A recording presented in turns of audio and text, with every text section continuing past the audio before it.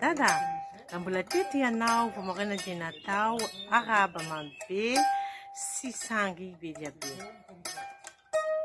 Dada, mbola tety ianao dia any ihany sy lalao no ny fampiatsoantsika indray no ity fetiny iray.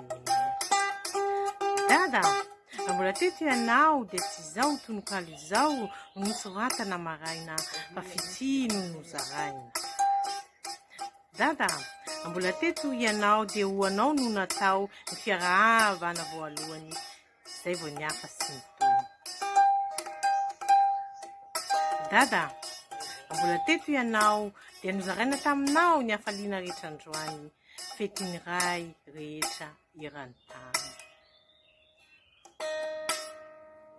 Dada, sainganao tsy nefa lasana mandry miadana any am-pasana dia tsy ary fosy tsy hay anteny sisa iantsy aivana ive.